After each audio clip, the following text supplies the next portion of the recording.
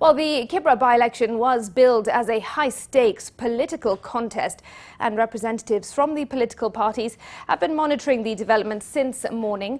The exercise that started at 6 a.m. this morning was not, of course, without its fair share of drama, punctuated by claims of voter bribery, some violence and some trouble with the voter identification kits.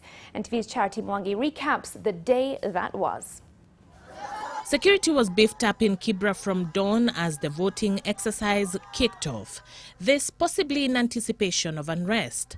The voter turnout was typical of any by-election. Low.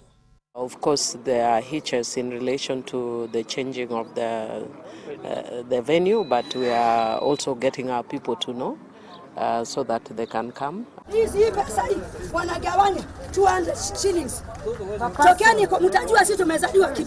Allegations of voter bribery were reported in some polling stations such as Mashimoni. Dramatic scenes were witnessed as those who were alleged to be engaging in election irregularities were dealt with harshly.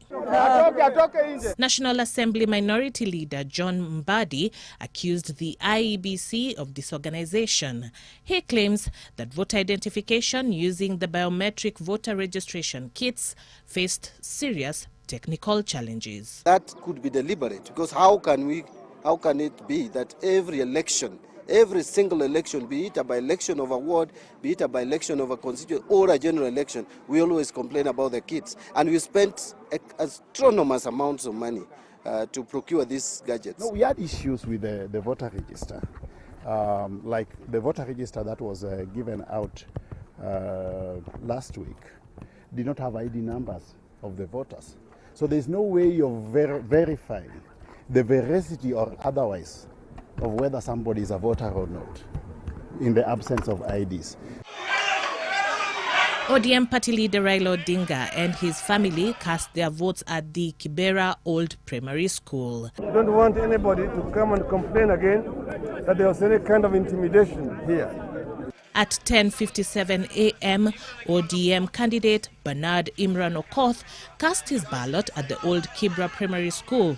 He was accompanied by supporters and politicians from ODM. Kibra ipo na Kibra itaendelea kuwa hapa. Kwa viongozi wote ambao walikuwa wamesimama katika hii kiti 24, mmoja leo hii atachaguliwa kama kiongozi. Jukumu ambayo iko mbele yetu ni kuunganisha wana Kibra, kwa sababu hii siasa ya miezi 2 imetugawanya kama wana Kibra kidogo. Ndio maendeleo ifanyike hapa Kibra, sote lazima tukue pamoja kama kitu kimoja.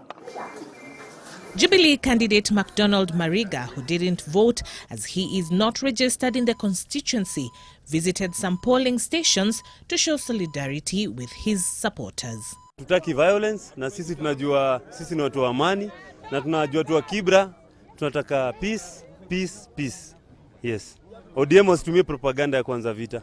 Though politicians rallied their supporters to conduct their civic duty in a peaceful manner, violence was witnessed in several areas.